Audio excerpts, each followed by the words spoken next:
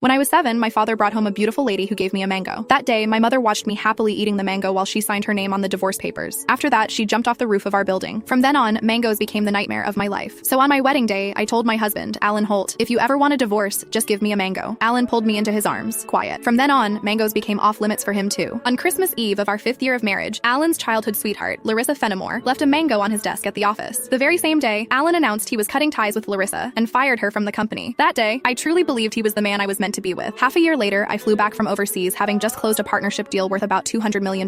At the celebration dinner, Alan handed me a drink. After I had finished half the glass, his so-called childhood sweetheart, the woman who had been kicked out of the company, stood behind me with a big grin and asked, "Does the mango juice taste good?" I stared at Alan in disbelief, and he was trying hard not to laugh. "Don't be mad. Larissa insisted I played a little joke on you. I didn't actually give you a mango. I just gave you a bottle of mango juice." But I think she's right. The fact that you don't eat mangoes is a real problem. You were really enjoying that juice just now. My face went cold. I lifted my hand and threw the rest of the mango juice in his face, then turned around and walked away. Some things are never a joke. I wouldn't kid around with mangoes or divorce. Ms. Mendez, your stomach condition flared up again because of stress and emotional triggers. If there's something you really don't like to eat, you mustn't force it down again. The next time might not just be a stomach ache. We might have to remove part of your stomach. Stay in the hospital for observation for 1 day and contact your family as soon as you can. When I heard the doctor say that, I went completely quiet. For the sake of a new project, I had been overseas for 39 straight days, working day and night, and I finally made it back in one piece. I never expected that at the celebration dinner, 1 glass of mango juice from Alan Holt would land me right in a hospital bed. Out of habit, I tapped open my pinned chat, typed 2 words, and then realized something felt off. Looking closely, I confirmed that it was Alan Holt. He had just changed his profile picture. Now it was a green mango. While I was staring blankly at the chat window, Alan's call came through. He sounded cold. "I'm already home. Where are you?" I said nothing. Any other time, I would soften my voice and act like a spoiled little girl with him. But tonight, I honestly didn't know what to say. Alan sounded annoyed. "Myra, how long are you planning to keep this up? I'm at the hospital." Alan went quiet. He had never shown much interest in my health. He would never have guessed that 1 glass of mango juice from him would send me straight to the emergency room. "Stay put at the hospital. I'm coming over right now." I didn't want to deal with him, but my body was so weak that I didn't feel like moving at all. Time dragged by. The doctor came in to check on me 3 different times, and Alan still didn't show up. Right before I went to sleep, I glanced at my phone one last time and saw Larissa Fenimore's new post on her social feed. "Every time I get hurt, my knight in shining armor shows up. I'm so lucky." The picture under it was a shot of Alan putting a bandage on her. Larissa's profile picture was a yellow mango. It was pretty, but it made me sick. Alan and I had known each other for 10 years, and he had always known exactly where my bottom line was. After so many years in business, he also knew perfectly well how to keep a proper distance from other women. But now, he kept crossing that line again and again. In that case, our marriage and the newest project I had negotiated no longer needed to exist. I had closed a $200 million